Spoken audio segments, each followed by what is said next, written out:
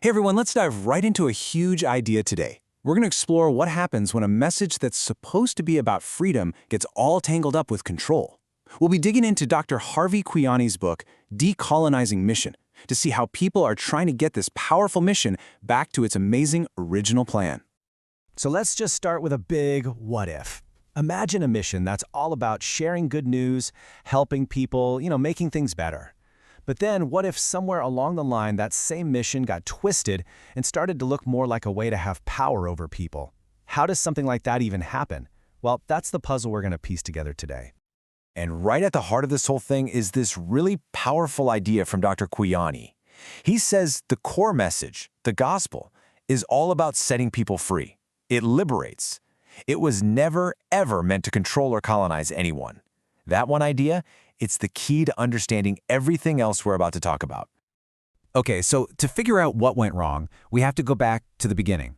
We need to look at the original blueprint. What was this mission supposed to look like from day one? And to find that blueprint, we go right to the source. In the book of Luke, Jesus pretty much lays out his mission statement for everyone to hear. It's about bringing good news to the poor and freedom for people who are being crushed.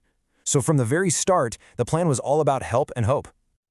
So, if the original plan was so clear, where did things take a wrong turn? Well, things got messy when this mission of freedom got mixed up with the goals of empire.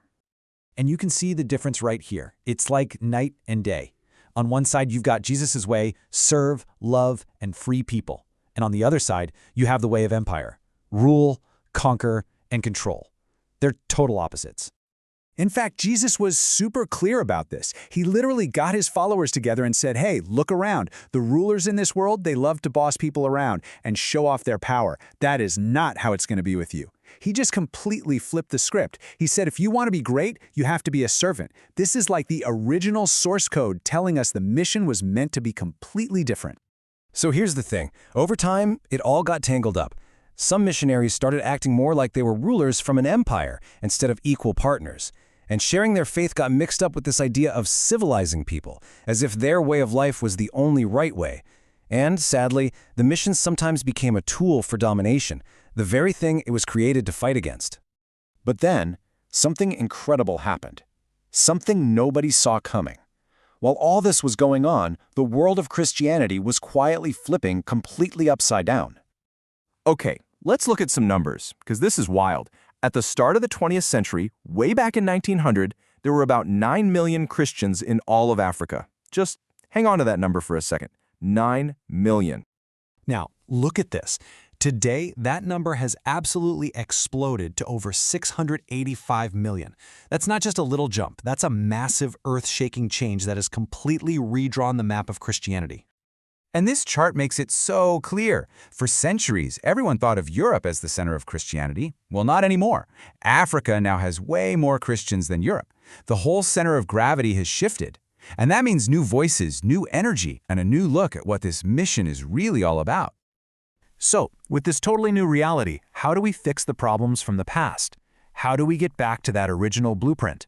You can think of it like trying to unscramble a recipe that's gotten all mixed up, so you can finally make the amazing dish you were supposed to in the first place. And that is exactly what decolonizing mission means. It sounds like a big, complicated idea, but it's really not. It's just about taking the bad ingredients out of the recipe, the ideas of control, of being superior, all that empire stuff, so we can get back to the good original ingredients: freedom, love, and real equality. So, how do we do it? Well, Dr. Kwiyani lays out some really simple but powerful steps. Number 1, see everyone as truly equal, no exceptions. 2, listen way more than you talk. 3, focus on serving, not controlling. And 4, share with people as partners. Don't just give to them like you're above them. And that first step, equality, it's the foundation for everything else. And you know what? It's not a new idea. It's right there in the original source code. The Apostle Paul wrote this almost 2,000 years ago, basically erasing all the lines people used to divide themselves. The original message was always about radical equality for everyone. So really, the whole point is to change our mindset. It's about moving away from this thing called paternalism, which is just a fancy word for treating other adults like they're kids who need you to tell them what to do. The real goal is partnership, where everyone's on the same level, learning from each other with respect. And all of this brings us to a really hopeful place. This isn't just about fixing past mistakes. It's about reclaiming the mission and remembering that its future is and always has been all about freedom. All right, so what are the big takeaways here? First, the original mission is all about freedom. Second, getting mixed up with empire was a major wrong turn. It was never part of the plan. Third, it's the new centers of Christianity, like in Africa, that are leading the way back to the original blueprint. And finally, the way we fix it is simple. Practice equality, listen, and serve. And if you remember just one thing from all this, let it be this.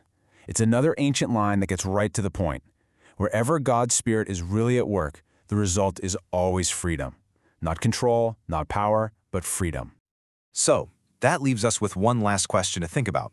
For you, if this whole mission is really about freedom, what does that mean for us, right here, right now?